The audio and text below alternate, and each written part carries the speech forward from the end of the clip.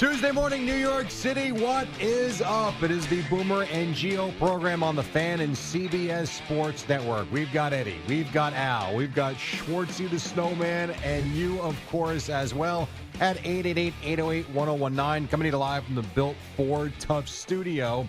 Once again, the boys are out. They will be back next Monday after their much-deserved vacation. So it is myself, Joe Beningo, for another 4 hours. Yesterday we got the 5 p.m. Eastern Met game. You got the trip back across to St. Louis. They go back to Colorado now tonight.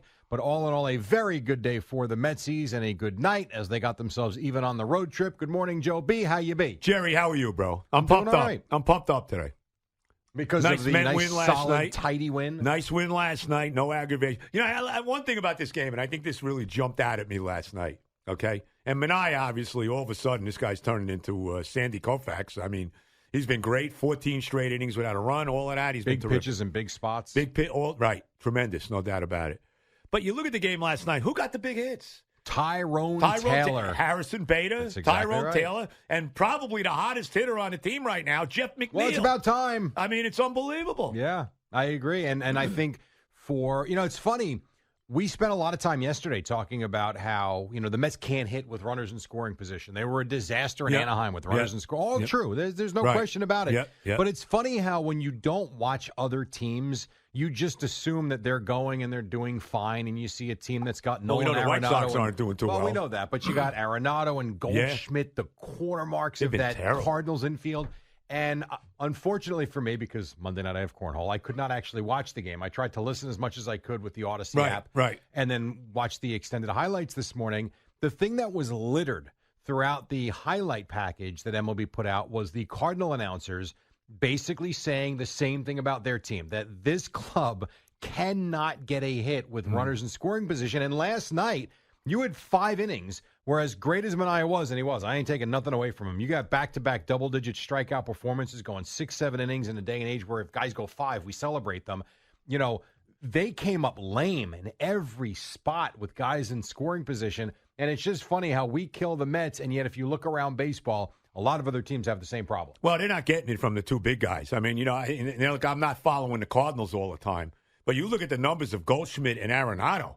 I mean, these guys what's going on with these guys? But we wouldn't, not being in St. Louis, would you have even thought of that before yesterday? No, absolutely not. I knew Goldschmidt wasn't having a great year. I looked at Arenado. He's got 11 home runs. Mm-hmm. I mean, are you serious? Yeah. I couldn't believe it. He did get a double last night, but still. I mean, look, if those guys aren't going to hit, it's not going to go too well for the Cardinals. No doubt. But the whole thing with Minaya, though, to start there before we get to the offense that you alluded to, because there were a lot of different things you liked in this game. Yep. But Minaya was, when he pitched for Oakland, he was a solid starter. He was never great, but very solid. And I thought when the Mets signed him, he was one of those pieces. I thought with Quintana, I thought with Senga, I thought with Severino, guys that got something to prove, which is why, I've always thought that you would get maybe not dominant starting pitching this year, but I thought it would be good enough for them to give the team a chance to win. Most times they went out and took the mound. You're right. His last couple, Joe, have been as good at back-to-back starts as we've seen. Yeah, 14 innings, no runs. He struck out double digits in both games. You mentioned that he got out of a couple big jams, got a big double play ball at one point in the game yesterday. He's been phenomenal. I mean, he's pitching like an ace right now. Yeah, there's no question. He's pitching like a number one starter right now. And the other thing too, when you look at what he has done with this, what the rotation has done, is while you wanted them to go out and make bigger moves, and they got Paul Blackburn, and we'll see him again. I guess it's tomorrow. But a good start in Anaheim on Friday night. It makes you also look at the starting rotation. That again, as you go down the stretch, assuming.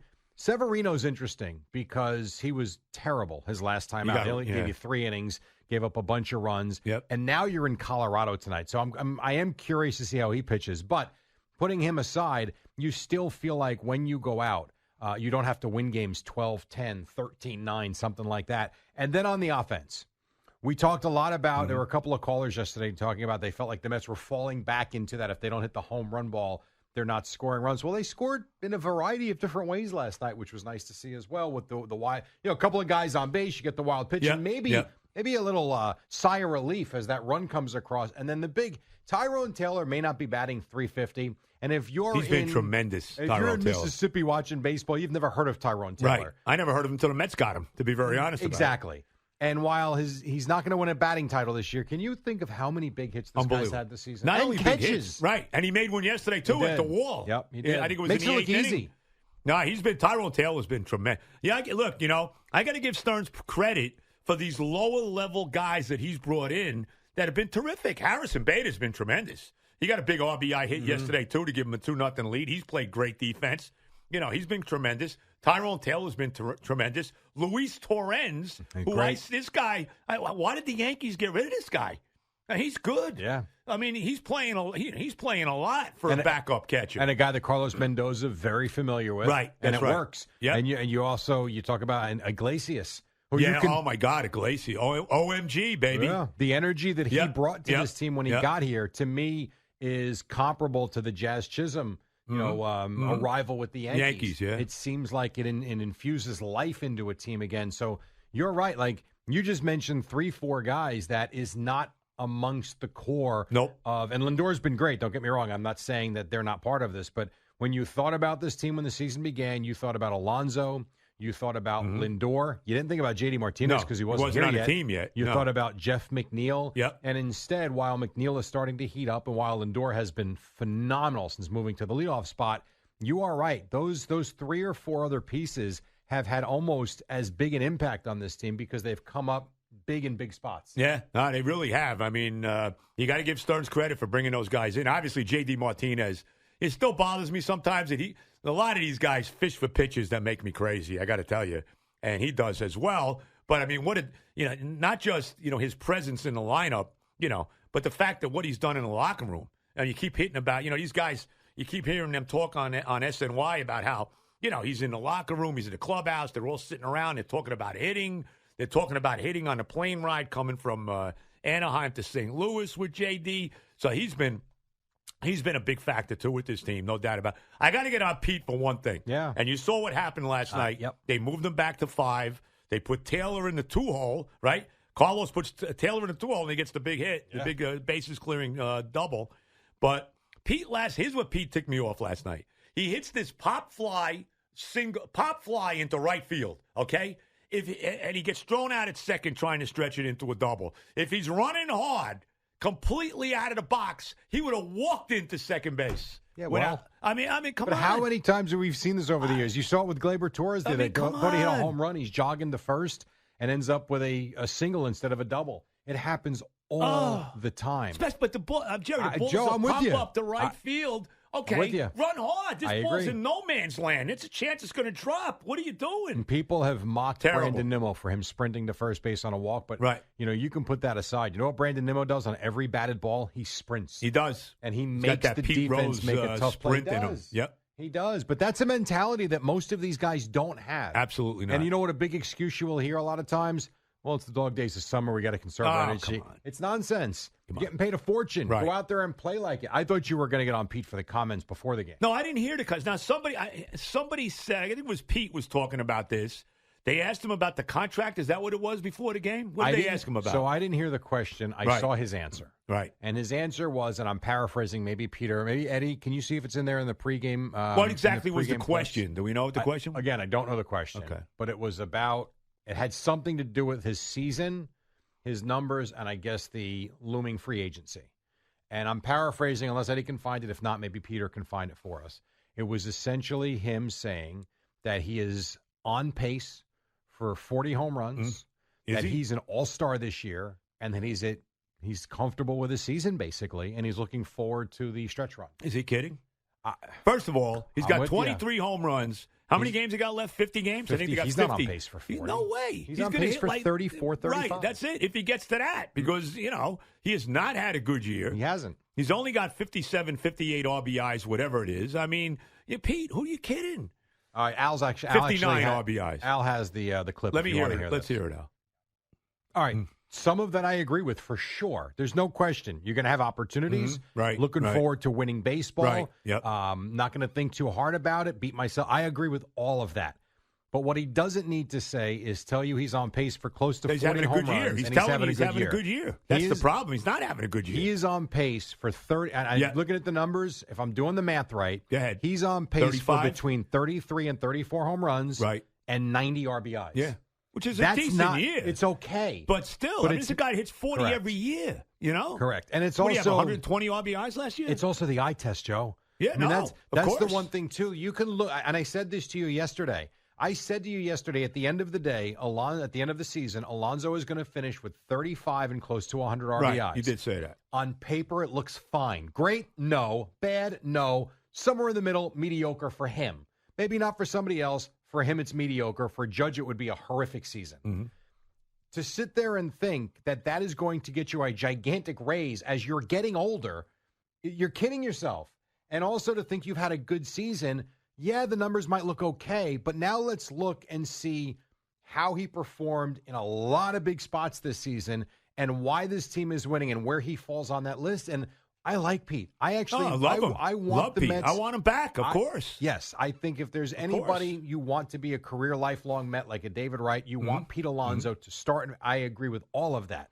However, he has really hurt himself in terms of what he is worth given this season and his impact on this team this season. And I don't know, I got beat up on social media yesterday for saying the exact same thing yesterday. I don't know how you can argue it if you're watching every day. No, Pete has not had a good year. I mean, I'm sorry. I mean, you can say whatever you want about the numbers. I mean, I'm tired of watching Pete fish at these pitches 10 feet outside. I mean, it makes me crazy. It absolutely does. He hasn't hit with runners in scoring. He's under 200 with runners in scoring position. I'm aware. I mean, can we get a big hit? He has not had any protracted run where he's hitting a bunch of home runs like in a week. You know, and we haven't seen that at all from him. Now, that's the one thing that'll make the numbers look better, too.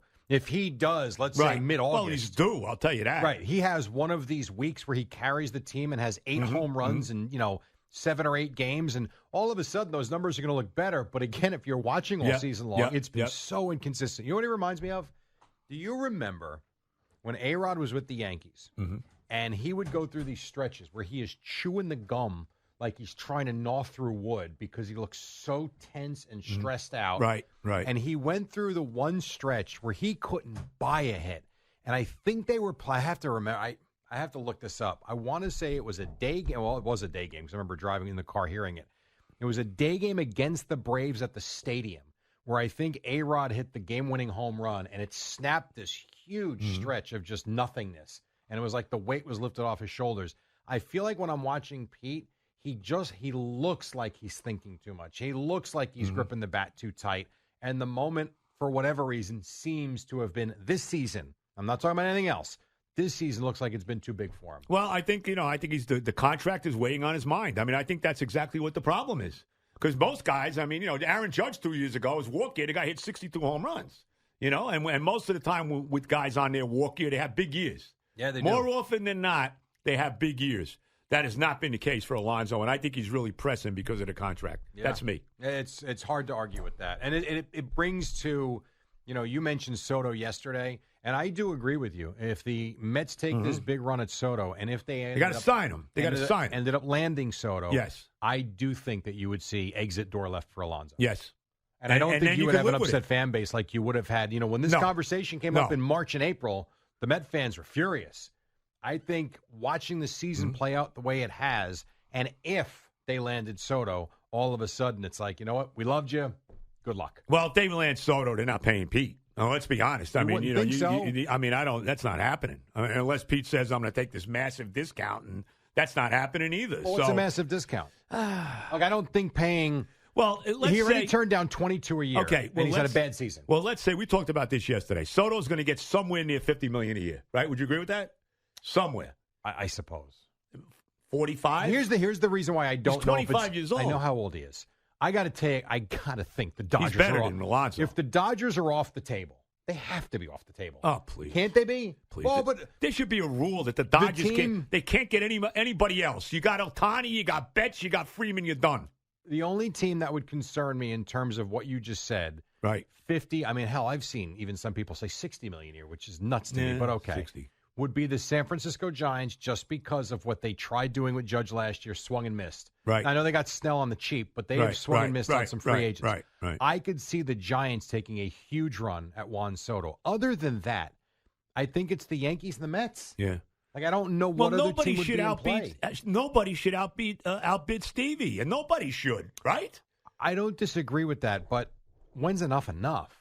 He's a great player. I'm not saying he's not, but right now, if I asked you to pick a World Series champion, you taking the Yankees right now? No. Okay, they got Juan Soto and Aaron Judge. No, I understand that, but it seems like that's all they have. I know they're playing a lot better lately. Look, they've won whatever it is, 7 out of 8, whatever it is. They play tonight. They should take care of the Angels, you would think, but no. Right now, you're asking me, are they a World Series team? I don't see it. Right now, I agree with you, and yet this is a team that's got Soto, Judge. You've got Garrett Cole, Carlos Rodon. I mean, just to start there, you've got 4 pretty high-profile players, and we're sitting here in the middle of August saying, don't think so. So I know you want... Then again, who knew Arizona and Texas were in the World Series last year? You know? Okay, but this goes to show it's not about spending $1 billion either. No. The Dodgers have done that for a decade. They've got one lousy... Now they're in the playoffs and it was every in year. 2020. It was in the COVID pandemic year as well. Right. They've won nothing. Yep. With all this money they've spent. Like, there's something about spending it. Yeah, you got to go and get a big guy once in a while. I agree with that. And if you can get Soto for the right price, all for it. But if you're telling me that Soto's got a $600 million offer from the Giants, you really want Steve Cohen saying, screw it, I'll give you $700 million? I mean, at some point it becomes stupid. No, but look, I mean, still, well, look, again, if they don't get Soto to Mets, you got to keep Alonzo in my mind. Agreed. Okay? If you sign Soto, you can let Alonzo walk. That's where I'm at right now. I completely agree. All right, we're just getting started. 6:17 on the Fan and CBS Sports Network. We've got a lot to do today. At some point this morning, I promise, and you guys can't forget to remind me. It's going to come up maybe in the 8 o'clock hour, but I now know that Al Dukes is not yet to have spent 50% of his life. You have not lived 50% of your life, and I have proof for that coming up this morning. You're going to live to be over 100, Al? Is that the deal? I have him at least 109 right now. 109? And I will explain. What's the record? I will explain. Well, does anybody know what the record is for life? I would guess it's like 120-something. Is it that high? Yeah. I promise you I will explain later this morning with proof, as crazy as that seems to sound. I won't be threatening I never that. said you would, actually. No disrespect. No, that's fine. I mentioned one guy and one guy only. When we come back, CeeLo's on his way to California. Good luck with that. We have got Peter Schwartz, and we've got you, 888-808-1019. It is Joe and Jerry in for Boomer and Gio on the Fan and CBS Sports Network.